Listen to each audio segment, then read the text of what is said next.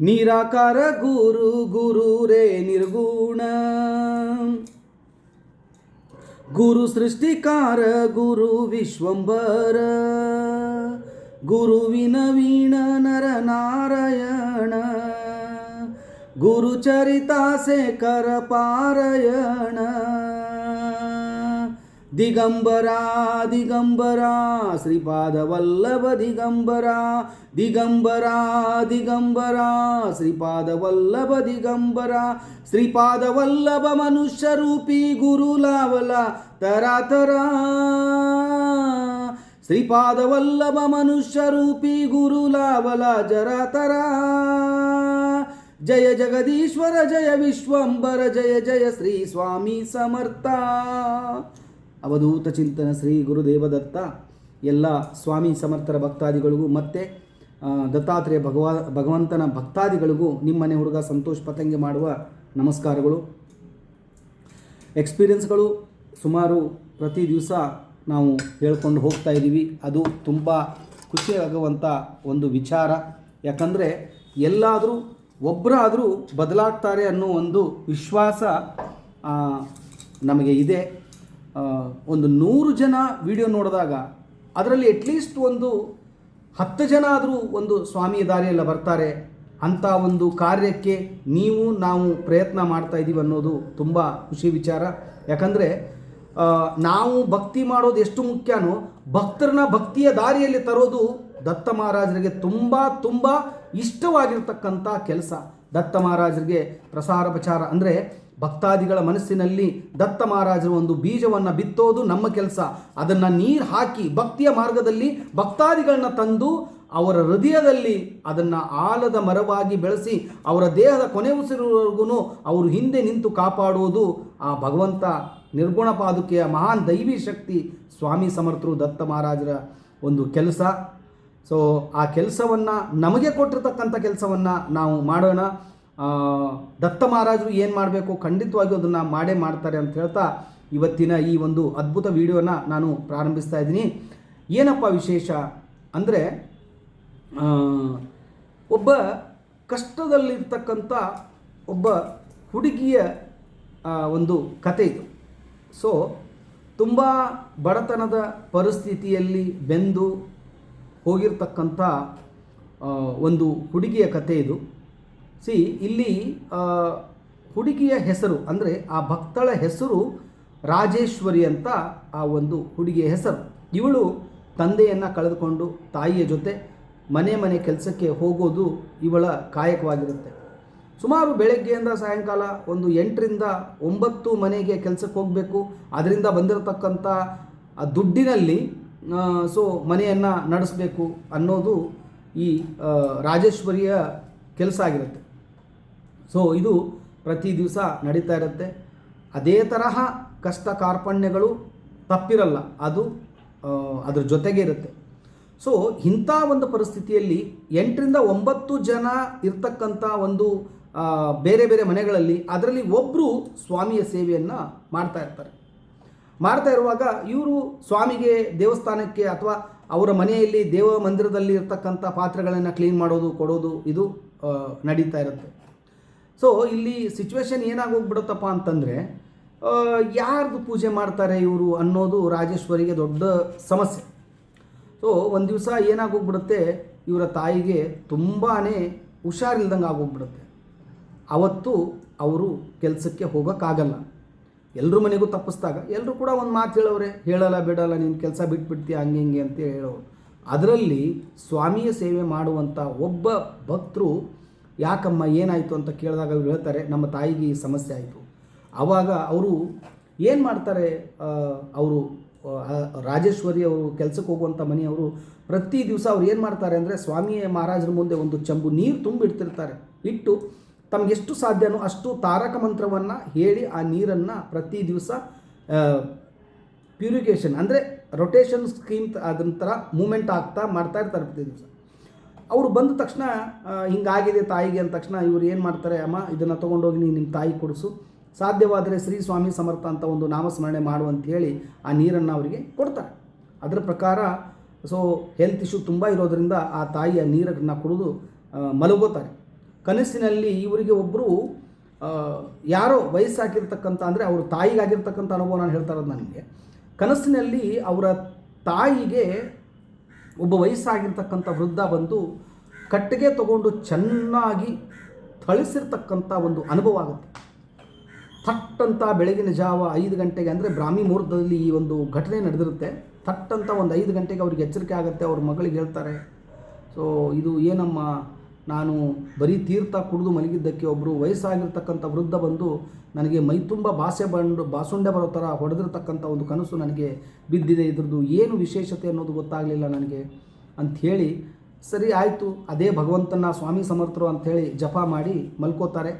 So ಮಲ್ಕೊಳ್ಳುವಾಗ ಮೈ full ಇವರಿಗೆ ಬಿಸಿಯಾಗಿರುತ್ತೆ. ತಿರ್ಗಾ repeat ಮಲಗಿದ ಮೇಲೆ ಸಂಪೂರ್ಣವಾಗಿ ಆ ಒಂದು ಸಮಸ್ಯೆಯಿಂದ ಕ್ಲಿಯರ್ ಆಗಿರ್ತಾರೆ. ಸೊ ರಾಜೇಶ್ವರಿಗೆ ಇದೆಲ್ಲ ಒಂದು ಸಂಶಯ ಬರುತ್ತೆ. ಇವ್ರು ಏನು ಮಾಡ್ತಾರೆ, ವಾಪಸ್ ಅವ್ರ ಮನೆಗೆ ಹೋಗ್ತಾರೆ. ಯಾರ ಮನೆಗೆ ಇವ್ರು ಕೆಲಸಕ್ಕೆ ಹೋಗಿರ್ತಾರೆ ಅವ್ರ ಮನೆಗೆ ಹೋಗಿ ಈ ಥರ ಆಯಿತು ಅಂತ ಅನುಭವ ಹೇಳಿದಾಗ ಅವ್ರು ಹೇಳ್ತಾರೆ, ಇಲ್ಲಮ್ಮ, ನಿಮ್ಮ ತಾಯಿಗೆ ಯಾವುದೇ ಹಾಸ್ಪಿಟ್ಲ್ ಸಮಸ್ಯೆ ಇರಲಿಲ್ಲ, ಅವರ ದೈಹಿಕದಲ್ಲಿ ಏನೋ ಒಂದು ನೆಗೆಟಿವಿಟಿ ತುಂಬಿತ್ತು. ಸ್ವಾಮಿ ಸಮರ್ಥರ ಒಂದು ತೀರ್ಥವನ್ನು ಅವರಿಗೆ ಕೊಟ್ಟ ತಕ್ಷಣ ಅವರಿಗೆ ಈ ಸಮಸ್ಯೆ ಆಗಿದೆ ಅಂತಂದರೆ ಖಂಡಿತ ನಿನಗೆ ಒಳ್ಳೆಯದಾಗತ್ತೆ ಅಂತ ಹೇಳಿ ಅವರು ಆ ನೀರನ್ನು ಕೊಡ್ತಾ ಹೋಗುತ್ತಾರೆ. ರಾಜೇಶ್ವರಿ ಕೂಡ ಆ ನೀರಿನ ಜೊತೆ ಅವರು ಅದನ್ನು ಸ್ವೀಕಾರ ಮಾಡಿ ಚಿಕ್ಕದಾಗಿ ಪ್ರತಿ ದಿವಸ ಶ್ರೀ ಸ್ವಾಮಿ ಸಮರ್ಥ ಅನ್ನೋ ಒಂದು ನಾಮಸ್ಮರಣೆಯನ್ನು ಮನಸ್ಸಿನಲ್ಲಿ ಪ್ರಾರಂಭ ಮಾಡ್ತಾರೆ. ಇಲ್ಲಿ ಇವ್ರಿಗೆ ಏನು ಸಮಸ್ಯೆ ಇರುತ್ತೆ ಇಲ್ಲಿ ಅಂತಂದರೆ, ಮೀನು ಸೇವೆ ಮಾಡಬೇಕು ಅಂತ ಇವ್ರ ಮನಸ್ಸಲ್ಲಿರುತ್ತೆ, ಟೈಮ್ ಇರಲ್ಲ. ಯಾಕೆ ಟೈಮ್ ಇರಲ್ಲ ಅಂದರೆ, ಒಂದು ದಿವಸಕ್ಕೆ 9 ಮನೆಗೆ ಅಟೆಂಡ್ ಆಗಬೇಕು ಇವರು. ಆಮೇಲೆ ಪೂಜೆ ಅಂದ ತಕ್ಷಣ ಏನಾಗೋಗುತ್ತೆ, ನಮಗೆ ಇಲ್ಲಪ್ಪ ಸ್ನಾನ ಪೂಜೆ ಮುಗಿಸ್ಕೊಂಡು ಮಡಿಯಿಂದಾನೇ ಪೂಜೆ ಮಾಡಬೇಕಾಗತ್ತೆ. ಇದು ಸಿಸ್ಟಮ್ ಇರೋದು ಹಿಂದೂ ಧರ್ಮದಲ್ಲಿ. ಏನು ಮಾಡೋದು ಇವರಿಗೊಂದು ತಿಳಿಯಲ್ಲ. ಆದರೆ ಇವ್ರಿಗೆ ಒಂದು ತಲೆಯಲ್ಲಿ ಬರುತ್ತೆ, ದೇವರು ನನ್ನ ಮಗಳನ್ನ ಗುಣ ಮಾಡಿದ್ದಾರೆ, ನನ್ನ ತಾಯಿಗೆ ಗುಣ ಮಾಡಿದ್ದಾರೆ ಅಂದರೆ ಖಂಡಿತವಾಗಿಯೂ ನಮ್ಮ ಕಷ್ಟಕ್ಕೆ ಸ್ವಾಮಿ ಮಹಾರಾಜರು ನಿಲ್ತಾರೆ ಅಂಥೇಳಿ ಅವ್ರು ಏನು ಮಾಡ್ತಾರೆ, ಸ್ವಾಮಿ ಮಹಾರಾಜರ ಒಂದು ಸೇವೆನ ಪ್ರಾರಂಭ ಮಾಡೋದು ಅಂತ ಒಂದು ನಿರ್ಧಾರ ಮಾಡಿ ಗುರುವಾರ ದಿವಸ ಸೇವೆ ಮಾಡೋಣ, ಪ್ರಾರಂಭ ಮಾಡೋಣ ಅಂಥೇಳಿ ಸ್ಟಾರ್ಟ್ ಮಾಡ್ತಾರೆ. ಅವತ್ತೇನು ವಿಚಾರ ಮಾಡ್ಕೋತಾರೆ ಅಂದರೆ, ಇಲ್ಲ, ನಾನು ಒಂದು ಮನೇನ ನನಗೆ ದುಡ್ಡು ಹೋದರೂ ಪರವಾಗಿಲ್ಲ, ಒಂದು ಮನೇನ ನಾವು ಕೆಲಸದಿಂದ ಬಿಟ್ಟು ಆ ಮನೆ ಸೇವೆಯೇ ನಾವು ಸ್ವಾಮಿ ಮಹಾರಾಜರ ಸೇವೆ ಮಾಡೋಣ ಅಂಥೇಳಿ ನಿರ್ಧಾರ ಮಾಡ್ಕೋತಾರೆ. ಸೊ ಅದರ ಪ್ರಕಾರ ಅವರು ಆ ಒಂದು ಮನೆಯನ್ನು ಬಿಡ್ತಾರೆ. ಬಿಟ್ಟ ಮೇಲೆ ಸೊ ಒಂದು ಮನೆ ಕಡಿಮೆ ಆದಮೇಲೆ ಅಲ್ಲಿ ಸ್ವಲ್ಪ ದುಡ್ಡಿಂದು ಸ್ವಲ್ಪ ಕಷ್ಟ ಅಲ್ಲ, ಅಲ್ಲಿ ಏನಾಗೋಗ್ಬಿಡುತ್ತೆ, ಮಿಕ್ಕಿರ್ತಕ್ಕಂಥ 8 ಮನೆಗಳಲ್ಲೂ ಕೂಡ ಕೆಲಸ ನಡೀತಾ ಇರುತ್ತೆ. 1 ವಾರ, 2 ವಾರ, 3ನೇ ವಾರ ಗುರುವಾರ ಇವರು ಪೂಜೆಯನ್ನು ಮುಗಿಸ್ಕೊಂಡು ಶುಕ್ರವಾರ ದಿವಸ ಯಥಾ ಪ್ರಕಾರ ಅವ್ರವ್ರ ಮನೆಗೆ ಹೋಗ್ತಾರೆ. ಒಂದು ಇಬ್ಬರು ಏನು ಮಾಡ್ತಾರೆ ಅಂದರೆ, ಇವರಿಗೆ ಯಾಕಮ್ಮ ಲೇಟು, ಇಲ್ಲ ಈ ಥರ ಪೂಜೆ ಅದು ಇದು ಎಲ್ಲ ಸ್ವಾಮಿ ಮಹಾರಾಜರ ಸೇವೆ ಪ್ರಾರಂಭ ಮಾಡಿದ್ವಿ. ಹೌದಾ, ಆಗಲಿ ಅಂತ ಹೇಳಿ ಅವ್ರ ಮನಸ್ಸಿನ ಭಾವನೆಯಲ್ಲಿ ಏನೋ ಒಂದು ಬದಲಾವಣೆ ಆಗುತ್ತೆ. ಅವ್ರು ಏನು ಮಾಡ್ತಾರೆ, ಮಾರನೇ ದಿವಸದಿಂದ ಇವರಿಗೆ, ಅಮ್ಮ ನೋಡು, ಅಂದರೆ ಇವ್ರು ಹೇಳಿರ್ತಾರೆ ಒಂದು ಮನೆ ಕೆಲಸ ಬಿಟ್ಟಿದ್ದೀನಿ ನಾನು ಅಂಥೇಳಿ. ಆಯ್ತಮ್ಮ, ನೀನು ಆ ಮನೆ ಕೆಲಸ ಬಿಟ್ಟರು ಪರವಾಗಿಲ್ಲ, ನೀನು ಏನು ಮಾಡು ಅಂದರೆ, ನಿನಗೆ ಈ ತಿಂಗಳಿಂದ ನಾವು ಒಂದು 300 ರೂಪಾಯಿ ಸಂಬಳ ನಾವು ಜಾಸ್ತಿ ಮಾಡ್ತೀವಿ ಅಂತ ಹೇಳ್ತಾರೆ ಒಬ್ಬರು. ಸೊ ಒಂದೇ ಅಪಾರ್ಟ್ಮೆಂಟಲ್ಲೇ ಇರ್ತಕ್ಕಂಥ ಇವೆಲ್ಲ ಮನೆಗಳು ಒಬ್ರಿಗೊಬ್ಬರು ಈ ಮಾತಾಡ್ಕೊತಾ ಇರ್ತಾರೆ. ಎಲ್ಲರೂ ಕೂಡ ಇವರಿಗೆ ಸುಮಾರು 1.5 ತಿಂಗಳಲ್ಲಿ ಪ್ರತಿಯೊಬ್ಬರು 200-300 ಜಾಸ್ತಿ ಮಾಡ್ತಾರೆ. ಅಲ್ಲಿ ನೋಡಿ ನೀವು, ಅಲ್ಲಿ ಸೇವೆ ಮಾಡುವಂಥ ಸಮಯದ ದುಡ್ಡು ಮಹಾರಾಜರು ಇವರಿಗೆ ಕೃಪಾಶೀರ್ವಾದ ಮಾಡಿದ್ರು. ಇದು ಒಂದು ಕಡೆ ಸಿಸ್ಟಮ್ ಆಯಿತು. ನೋಡೋಕ್ಕೆ ರಾಜೇಶ್ವರಿ ತುಂಬ ಚೆನ್ನಾಗೂ ಇರ್ತಾಳೆ, ಅದರಲ್ಲಿ ಯಾವುದೇ ತರಹದ ಸಮಸ್ಯೆ ಇರಲ್ಲ. ಅದು ತಾಯಿಗೂ ಕೂಡ ಗುಣ ಆಗ್ತದೆ, ಎಲ್ಲನೂ ಮುಗಿಯುತ್ತೆ. ಇದು ಸುಮಾರು ಇದೇ ಥರ ಸೇವೆ, ಪೂಜೆ, ಪುನಸ್ಕಾರ, ಸ್ವಾಮಿ ಮಹಾರಾಜರ ಒಂದು ಆಶೀರ್ವಾದದಿಂದ 1 ವರ್ಷ ಕಂಟಿನ್ಯೂ ಆಗುತ್ತೆ. ಆದರೆ ಸ್ವಾಮಿ ಮಹಾರಾಜರು ಪ್ರತಿ ದಿವಸ ಸೇವೆ ನೀವು ಮಾಡಿದ್ರೂ ಕೂಡ ಅದನ್ನು ಖಂಡಿತವಾಗಿ ಮಹಾರಾಜರು ಅದಕ್ಕೆ ಏನು ಕೊಡಬೇಕೋ ನಿಮಗೆ ಪ್ರತಿ ಉತ್ತರ, ನಿಮಗೇನು ಆಶೀರ್ವಾದ ಮಾಡಬೇಕು ಅದು ಮಾಡೇ ಮಾಡ್ತಾರೆ. ಆ ಒಂದು ವಿಶ್ವಾಸ, ಒಂದು ನಂಬಿಕೆ, ಒಂದು ದೃಢ ಸಂಕಲ್ಪ ಇಟ್ಕೊಂಡು ರಾಜೇಶ್ವರಿ ಆ ಸೇವೆಯನ್ನು ಮಾಡ್ತಾ ಮಾಡ್ತಾ ಮಾಡ್ತಾ ಸಂಪೂರ್ಣ ಸ್ವಾಮಿಮಯಗೆ ಶರಣ ಬಿಡ್ತಾರೆ. ನನ್ನ ಪಾಲಿನ ತಂದೆ ಸ್ವಾಮಿ ಮಹಾರಾಜರು, ನನ್ನ ಪಾಲಿನ ತಾಯಿ ಸ್ವಾಮಿ ಮಹಾರಾಜರು, ನನ್ನ ಸರ್ವಸ್ವ ಸ್ವಾಮಿ ಮಹಾರಾಜರು. ಅವ್ರಿಗೇನೇ ದುಃಖ, ಸಂಕಟ, ನೋವು, ಸಂತೋಷ, ಪ್ರೀತಿ, ವಿಶ್ವಾಸ ಅದು ಏನೇ ಇದ್ದರೂ ಕೂಡ ಸ್ವಾಮಿ ಮುಂದೆ ಕೂತ್ಕೊಳ್ಳೋದು ಈ ಥರ ಆಗಿದೆ ಮಹಾರಾಜರು. ಅಂದರೆ ಒಂಥರ ಅದಕ್ಕೆ ಭಕ್ತಿಯ ಹುಚ್ಚು ಅಂತಾರೆ. ಅದು ಆ ಭಕ್ತಿಯ ಹುಚ್ಚು ಎಲ್ರಿಗೂ ಬರಲ್ಲ. ಅದು ಆ ಭಕ್ತಿಯ ಹುಚ್ಚು ನೀವು ತನ್ನ ಹೃದಯದಲ್ಲಿ ಅವರೇ ನನ್ನ ತಂದೆ, ಅವರೇ ನನ್ನ ತಾಯಿ ಅನ್ನೋ ಒಂದು ಸರ್ವಸ್ವವನ್ನು ನೀನು ನಿನ್ನ ಹೃದಯದಲ್ಲಿ ಜಾಗ ಕೊಟ್ಟರೆ ಮಾತ್ರ ಅಂಥ ಭಾವನೆ, ಅಂಥ ಒಂದು ಫೀಲಿಂಗ್ಸು, ಅಂಥ ಒಂದು ಮನಸ್ಸಿನಲ್ಲಿ ಆ ಪ್ರೀತಿ ಹುಟ್ಟಕ್ಕೆ ಸಾಧ್ಯ, ಆ ಭಕ್ತಿ ಹುಟ್ಟಕ್ಕೆ ಸಾಧ್ಯ. ಒಂದು ಎಕ್ಸಾಂಪಲ್ ಕೊಡ್ತೀನಿ ನಾನು ನಿಮಗೆ. ನಾನು ಅಷ್ಟೊಂದು ತಿಳಿದವನಲ್ಲ, ಆದರೂ ಕೂಡ ನಾನು ಕೇಳಿರೋ ಪ್ರಕಾರ ಹುಬ್ಬಳ್ಳಿಯ ಸಿದ್ಧಾರೂಢ ಗುರುಗಳಾಗಿರ್ತಕ್ಕಂಥ ಸಿದ್ದಪ್ಪ ಅವರು ಒಂದು ದಿವಸ ಯಾತ್ರೆಗೆ ಹೋಗುವಾಗ ಎಲ್ಲೋ ಹೋಗಿರ್ತಾರೆ. ಅವರು ಆ ಊರಿನ ಹೆಸರು ಅಷ್ಟು ನೆನಪಿಲ್ಲ ನನಗೆ. ಅಲ್ಲಿ ಬ್ರಾಹ್ಮಣರು ಅಡುಗೆಯನ್ನು ಮಾಡಿಸಿರ್ತಾರೆ. ಸೊ ಅವರವರ ಧರ್ಮ ಅವರಿಗೆ ದೊಡ್ಡದು, ಧರ್ಮದ ಬಗ್ಗೆ ನಾವು ಮಾತಾಡೋದು ಬೇಡ. ಸೊ ಸಿದ್ದಪ್ಪ ಅವರಿಗೆ ಅಂದರೆ ಸಿದ್ಧಾರೂಢ ಆ ಭಗವಂತನಿಗೆ ಹೊಟ್ಟೆ ಹಸಿವಾಗತ್ತೆ. ಅಲ್ಲಿ ಹೋಗಿ ಕೂತ್ಕೊಂಡಾಗ ಅಲ್ಲಿ ಒಬ್ಬ ಮನುಷ್ಯ ಏನಂತಾರೆ ಅಂದರೆ ಅವರಿಗೆ, ಇಲ್ಲಪ್ಪ ಊಟಕ್ಕೆ ಬಂದೇನೋ ಅಂತ ಕೇಳ್ತಾರೆ ಅವರಿಗೆ. ಹೌದು ಅಪ್ಪ, ಊಟಕ್ಕೆ ಬಂದಿದ್ದೀವಿ, ಊಟಕ್ಕೆ ಹಾಕಿ ನಮಗೆ ಅಂಥೇಳಿ. ಆಯಿತು, ನಿನಗೆ ಊಟಕ್ಕೆ ಹಾಕ್ತಾರೆ, ಅಲ್ಲೇ ಕೆಳಗಡೆ ಕೂತ್ಕೊಂಡು. ಸಿದ್ಧಾರೂಢರು ಒಂದು ಮಾತು ಹೇಳ್ತಾರೆ ಅವ್ರಿಗೆ, ಏನಂತ ಅಂದರೆ, ಮೇಲೆ ಕೂತ್ಕೊಂಡ್ರು ಅಲ್ಲೇ ಊಟ ಮಾಡಬೇಕು, ಕೆಳಗಡೆ ಕೂತ್ಕೊಂಡ್ರು ಅಲ್ಲೇ ಊಟ ಮಾಡಬೇಕು. ಊಟ ಮಾಡಿದ ವಸ್ತು ಎಲ್ಲಿಂದ ಹೊರಗಡೆ ಹೋಗಬೇಕು, ಅಲ್ಲಿಂದಾನೇ ಹೊರಗಡೆ ಹೋಗಬೇಕು. ಮೇಲೆ ಕೂತ್ಕೊಂಡ್ರೆ ಬೇರೆ ಕಡೆ ಊಟ ಮಾಡೋಕ್ಕಾಗಲ್ಲ, ಕೆಳಗಡೆ ಕೂತ್ಕೊಂಡ್ರು ಕೂಡ ಊಟ ಮಾಡಿರ್ತಕ್ಕಂಥ ವಸ್ತು ಊಟ ಬೇರೆ ಕಡೆಯಿಂದ ಹೋಗೋಕ್ಕಾಗಲ್ಲ. ಈ ಮಾತು ಕೂತ್ಕೊಂಡಿರ್ತಕ್ಕಂಥ ಮನುಷ್ಯನ ಮೇಲೆ ತುಂಬಾ ಎಫೆಕ್ಟಿವ್ ಆಗೋಗ್ಬಿಡುತ್ತೆ. ಏನಪ್ಪ ಇವನು ಇಷ್ಟು ಕಠೋರವಾಗಿ ಮಾತಾಡ್ಬಿಟ್ನಲ್ಲ ಅಂತೇಳಿ. ಊಟ ತಂದು ಬಡಿಸ್ತಾರೆ.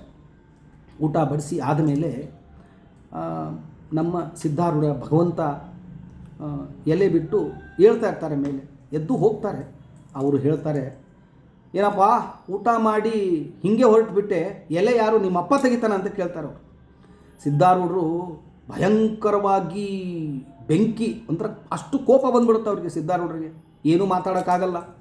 ಬ್ರಾಹ್ಮಣರ ಮನೆಗೆ ಊಟಕ್ಕೆ ಬೇರೆ ಹೋಗಿದ್ದೀವಿ ನಾವು. ಸಿದ್ಧಾರೂಢರು ಹೇಳ್ತಾರೆ, ಯಾರಪ್ಪನ ಸೇವೆ ನಮ್ಮ ಅಪ್ಪಂದು ಅಂತ ನಾನು ಮಾಡ್ತೀನೋ ಅವನು ನಮ್ಮ ಅಪ್ಪನೇ ಆಗಿದ್ದರೆ, ನಮ್ಮ ಅಪ್ಪನೇ ಬಂದು ಎಲೆ ಎತ್ತಾನೆ, ಇಲ್ಲ ಅಂದರೆ ಯಾರಿಗೂ ಎಲೆ ಎತ್ತಲ್ಲ, ಯಾರಪ್ಪಗೂ ಎಲೆ ಎತ್ತಲ್ಲ ಅಂಥೇಳಿ ಸಿದ್ಧಾರೂಢರು ಹೇಳಿ ಹೊರಟೋಗ್ಬಿಡ್ತಾರೆ ಅಲ್ಲಿಂದ. ನೋಡಿ, ಭಗವಂತ ಎಷ್ಟು ಸಿದ್ಧಾರೂಢ ಭಗವಂತನಿಗೆ ಶಕ್ತಿ ಕೊಟ್ಟಿದ್ದ ಅಂದರೆ, ಸಾಕ್ಷಾತ್ ಶಿವ ಪರಮಾತ್ಮ ಬಂದು ಆ ಎಲೆ ಎತ್ತಾನೆ ರೀ. ಇದು ನಡೆದಿರ್ತಕ್ಕಂಥ ಸಿದ್ಧಾರೂಢರ ಆ ಒಂದು ಪ್ರವಚನದಲ್ಲಿ ಎಷ್ಟೋ ಜನ ಹೇಳಿದ್ದಾರೆ. ಸೊ ನಾನು ಅಷ್ಟು ಚೆನ್ನಾಗಿ ಹೇಳೋಕ್ಕಾಗಲಿಲ್ಲ ಅಂದರೂ ತಕ್ಕ ಮಟ್ಟಿಗೆ ನಿಮ್ಮ ಹತ್ರ ಹೇಳ್ತಾ ಇದ್ದೀನಿ. ಅಂದರೆ ಭಕ್ತಿ ಎಷ್ಟರ ಮಟ್ಟಿಗೆ ಸಿದ್ಧಾರೂಢರ ಮನಸ್ಸಿನಲ್ಲಿ ಇತ್ತು ಅಂತ. ಅವರು ಹೇಳಿರೋ ಮಾತು ಎಂಥ ಮಾತು, ಯಾರಪ್ಪನ ಸೇವೆ ನಮ್ಮಪ್ಪಂದು ಅಂತ ನಾನು ಮಾಡ್ತೀನಿ, ಅವನು ನಮ್ಮಪ್ಪನೇ ಆಗಿದ್ದರೆ ಆ ನಮ್ಮಪ್ಪನೇ ಬಂದೇ ಎಲೆ ಎತ್ತಾನೆ, ಇಲ್ಲ ಅಂದರೆ ಯಾರಪ್ಪಗೂ ಎಲೆ ಎತ್ತಲ್ಲ ಅಂಥೇಳಿ ಹೋಗ್ಬಿಡ್ತಾರೆ.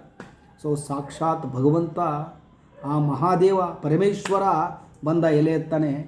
ಎಲೆ ಎತ್ತದ ಮೇಲೆ ಆ ಮಹಾತಾಯಿ ಅನ್ನಪೂರ್ಣೇಶ್ವರಿ ಗರ್ಭಗುಡಿಯಿಂದ ಬಂದು ಎಲೆ ಎತ್ತಿರ್ತಕ್ಕಂಥ ಶಿವನಿಗೆ ಒಬ್ಬರು ಪ್ರಶ್ನೆ ಕೇಳ್ತಾರೆ, ಏನಪ್ಪ ಅವನು ಯಾರು ಅಂತ. ಅವನು ನಮ್ಮ ಮಗ ಅಂತ ಆ ಭಗವಂತ ಹೇಳ್ತಾನೆ. ಏನೋ ನೀನು ಮಗ ಬಂದು ಊಟ ಮಾಡಿ ಹೋಗೋದು, ತಂದೆ ಬಂದು ಎಲೆ ಎತ್ತೋಗೋದು, ಇದನ್ನೇನಾ ನೀನು ಸಂಸ್ಕೃತಿ ಕಳಿಸಿರೋದು ನಿನ್ನ ಮಗನಿಗೆ ಅಂಥೇಳಿ ಆ ಮನುಷ್ಯ ಕೇಳಿದಾಗ, ಹೌದಪ್ಪ ಅವನು ಹುಚ್ಚ ಅಂಥೇಳಿ ಸಿದ್ಧಾರೂಢರನ್ನು ಊಟ ಮಾಡಿ ನೆಲದ ಮೇಲೆ ಬಿದ್ದಿರತಕ್ಕಂಥ ಅನ್ನದ ಅಗಳನ್ನು ಆ ಭಗವಂತ ಶಿವ ಪರಮಾತ್ಮ ಹೊಟ್ಟೆಯಲ್ಲಿ ಹಾಕೊತಾನೆ. ನೀವು ವಿಚಾರ ಮಾಡಿ. ಅಂದರೆ ನೀವು ನಿಮ್ಮ ಹೃದಯದಲ್ಲಿ ನಿಮ್ಮ ಅಪ್ಪನಿಗೆ ಎಷ್ಟು ಜಾಗ ಕೊಡ್ತಿರೋ, ನಾನು ಹೇಳ್ತಾ ಇರೋ ವಿಚಾರ ಏನಂದರೆ, ನೀವು ಇಷ್ಟಪಡುವಂಥ ಸ್ವಾಮಿ ಮಹಾರಾಜರಿಗೆ ನೀವೆಷ್ಟು ಜಾಗ ಕೊಡ್ತಿರೋ ಅಷ್ಟು ನಿಮ್ಮ ಹೃದಯದಲ್ಲಿ ಅವರು ಎಷ್ಟರ ಮಟ್ಟಿಗೆ ನೆಲೆಸಿರ್ತಾರೋ ಅಷ್ಟೇ ನಿಮ್ಮ ಸಂಪೂರ್ಣ ಸಮಸ್ಯೆಯನ್ನು ಸ್ವಾಮಿ ಮಹಾರಾಜರು ಬಗೆಹರಿಸ್ತಾರೆ. ಅಷ್ಟೇ ಕೂಡ ಅವ್ರ ಹೃದಯದಲ್ಲಿ ನಿಮಗೂ ಒಂದು ಸ್ಥಾನ ಕೊಟ್ಟಿರ್ತಾರೆ. ಬರೀ ಅವ್ರ ಹೃದಯದಲ್ಲೇ, ನಿಮ್ಮ ಹೃದಯದಲ್ಲಿ ಅವರನ್ನು ಇಟ್ಕೊಂಡು ಪೂಜೆ ಮಾಡೋಕ್ಕೆ ಬಿಡಲ್ಲ ಅವರು. ನೀವೆಷ್ಟು ಪೂಜೆ ಮಾಡ್ತಿರೋ ಅಷ್ಟೇ ನಿಮ್ಮ ಸಮಸ್ಯೆ ಬಗೆಹರಿಲಿ. ಆದಷ್ಟು ಬೇಗ ನನ್ನ ಭಕ್ತನ ಸಮಸ್ಯೆ ಬಗೆಹರಿಸಲಿಕ್ಕೆ ನಾನು ಕಾಯಬೇಕು. ಯಾಕಂದರೆ ಅವ್ರಿಗೆ ಕಾತುರ, ತಮ್ಮ ಜೋಳಿಗೆಯಲ್ಲಿ ಇರ್ತಕ್ಕಂಥ ಅವರ ಆಶೀರ್ವಾದದ ಒಂದು ಶಕ್ತಿ ನನ್ನ ಭಕ್ತನಿಗೆ ಕೊಡಬೇಕು ಅನ್ನೋದನ್ನು ಕೂಡ ಸ್ವಾಮಿ ಮಹಾರಾಜರಿಗೆ ಇರುತ್ತೆ. ಓಕೆ, ಹೀಗಿರುವಾಗ ಆ ಅನ್ನಪೂರ್ಣೇಶ್ವರಿ ಬಂದು ಆ ಒಂದು ಅಖಿಲಾಂಡ ಕೋಟಿ ಬ್ರಹ್ಮಾಂಡ ನಾಯಕ ಪರಮೇಶ್ವರನಿಗೆ ಕೈ ತೊಳಸ್ತಾಳೆ.